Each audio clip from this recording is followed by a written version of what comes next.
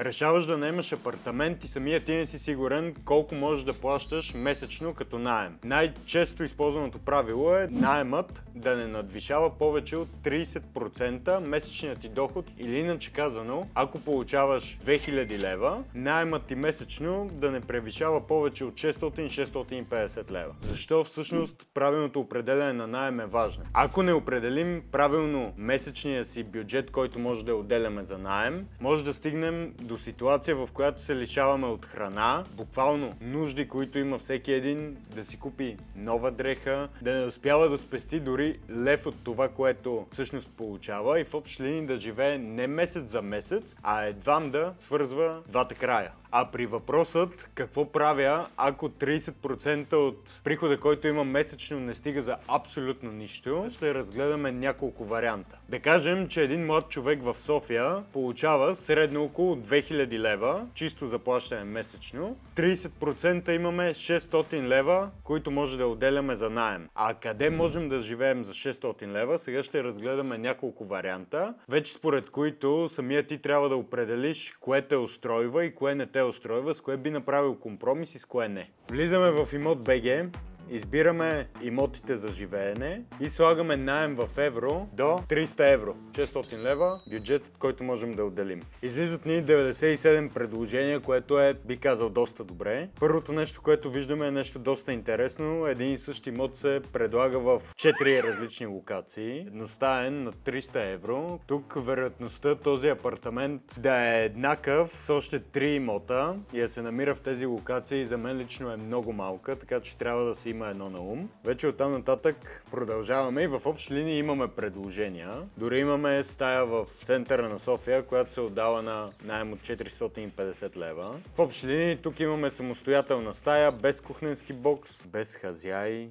Примерно в Люлин 5 имаме предложение на едностаен апартамент на 600 лева, напълно обзаведена гарсионера. Да, обзавеждането е много далече от ново, много далече от луксозно, но все пак не трябва да забравяме, че се съобразяваме с един бюджет, който можем да си позволим. Така че това нещо предразполага да направим компромиси с качеството, също така и с локацията на имота и да нямаме кой знае какви очаквания. И всъщност, ако не си представяш да живееш в такъв тип имот, остани до края на видеото, защото малко по-нататък ще засегнем как можеш с този бюджет, който си определил, около 600 лева, да живееш в доста по-луксозно и по-комфортно жилище. Тук в сравнение с стаята на 450 лева виждаме едностаен апартамент в центъра на София, който е отбелязан като ателие таванско помещение и то всъщност е точно такова. Реално е обособено, има пералня, има, доколкото виждам, хладилник, напълно обзаведено, отново с готварска печка, кухненски бокс, абсолютно всичко нужно за един, бих казал, нормален живот. И тук живеем за 550 лева в центъра на София. И при въпроса има ли варианти да си намеря жилище в този бюджет? Да, има.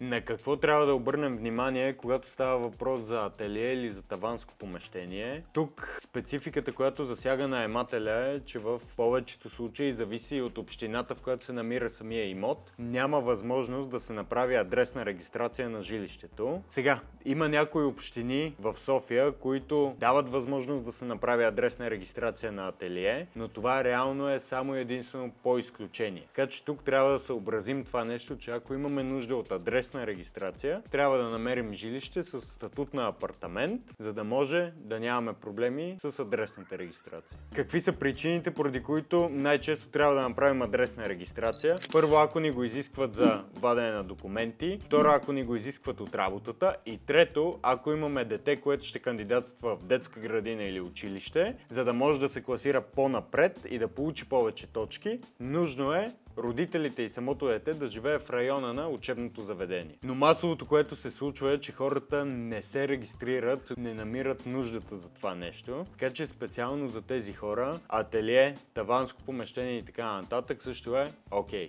На въпроса има ли къде да живея за 600 лева или иначе казвам, ако получавам 2000 лева чисто на месец. Мога ли да си позволя да спазя правилото и да плащам 30% от месечния си приход за наем? Да, мога. Ако обаче това не ни устройва като качество на имот, място където си представяте да живеете, нека продължим към другите варианти, които можем да използваме. Това, към което хората най-често прибягват в подобна ситуация, е да вземат по-голям апартамент, където могат да живеят повече хора, съответно с квартиранти, техни приятели, познати и така нататък. Дори било то да намерят непознат, който също има желание за съжителство, и да наемат по-голям имот. Има доста общности и групи с точно такива хора, които търсят съвместно съжителство, студенти, които не могат да си позволят кой знае колко голям наем, хора, които търсят да наемат стая от вече нает апартамент и така нататък. В случай, че не се сеща за твой познат или близък, който търси съвместно съжителство, можеш да потърсиш точно в тези групи дали има човек, който има подобно търсене на твоето и можете да наемете заедно по-голям имот. Също така не е задължително да бъде един човек, може да са няколко, може да се наеме 3-стаен апартамент и в него да живеят 4 човека. Също е вариант, стига да знаеш теб самия какво те устройва и какво търсиш. И както казах по-рано във видеото, в случай, че тези апартаменти не ни допадат като качество, сега ще видим дали има вариант за 600 лева да живеем в доста по-луксозен имот. Тук, докато разглеждам обявите, попаднах на едно наистина страхотно предложение, но него ще го оставим за накрая. Та да продължим напред. Тук имаме 3-стаен апартамент за 600 евро, което означава 1200 лева, или иначе казано, двама човека да плащат по 600, колкото бяхме определили в началото, да плащаме всеки месец. И всъщност какъв имот можем да живеем. Виждаме наистина доста добре обзаведен 3-стаен апартамент с просторна спалня, напълно обзаведена, като дори тук може изцяло да се обособи като самостоятелна стая. Да се сложи диван, да се сложи телевизор, да се дообзаведе и наистина един човек стига да няма нужда от кухня, буквално да може да живее абсолютно самостоятелно във въпросната стая. Също така имаме напълно оборудвана кухня, бих казал с среден клас обзавеждане. В кухнята има достатъчно пространство, също така да се сложи по-голяма маса, където да може да се обядва, да се вечеря, дори най-малкото да се пие кафе. И също така имаме втора спалня, която има излъз към самостоятелна тераса, което в общи линии е абсолютно всичко нужно на един човек, за да живее максимално самостоятелно в, бих казал, доста по-висок клас жилище от тези, които разглеждахме преди малко, и в същия момент да плаща абсолютно същият наем от 600 лева. Сега да си дойдем на думата за наистина страхотното предложение, на което попаднах. На първо четене имаме 3-стаен апартамент в Стрелбище. По принцип е доста скъп район на София. 3-стаен апартамент за 600 евро. Да, виждаме обзавеждането, или това, което виждаме до момента, не е последен клас, нито бих казал е луксозно, но е абсолютно всичко, от което един човек би имал нужда за нормален стандарт на живот. Какво е интересното тук, което наблюдаваме? Започваме от хола, всъщност от всекидневната с кухненския бокс, и забелязваме тук едно допълнително легло. Доколкото виждаме е спалня, което ни дава възможност тук да спят двама човека. Също така преминаваме към първата спалня, където могат да спят още двама, и стигаме до втората спалня, където отново могат да спят още двама човека. В имот за 1200 лева имаме възможност за съжителство на 6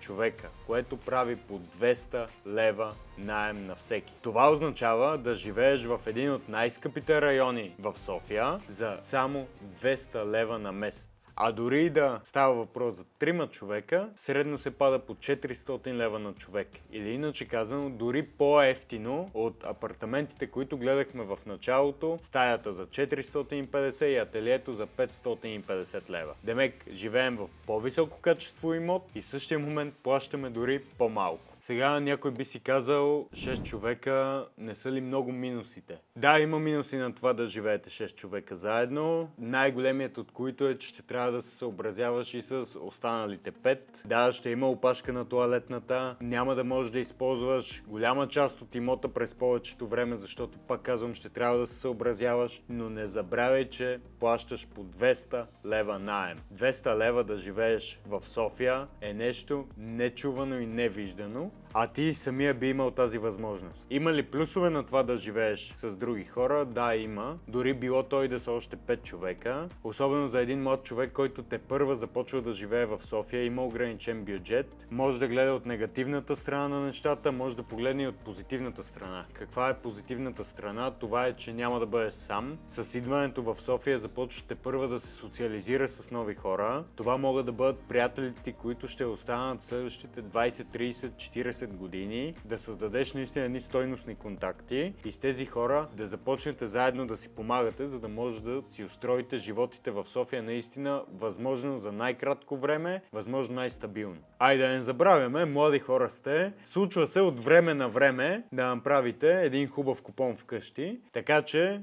има си и плюсове. И като обобщение какво можем да кажем? Да, в София може да се живее за 600 лева, може да се живее и самостоятелно, може да се живее и с други хора. Вече самия ти трябва да определиш дали за теб е по-важно това да бъдеш самостоятелно жилище и самия ти да бъде самостоятелен, или по-скоро търсиш една идея по-луксозен и по-комфортен имот, където пък ще съжителстваш с още 1, 2, 3, 5 човека. Ако вече си решил да предприема стъпката и да търсиш имот под наем, а се чуди самия ти какъв е процеса, реално през какви стъпки трябва да преминеш, какви са евентуалните проблеми, които можеш да срещнеш и от какво да се пазиш, изгледай това видео тук.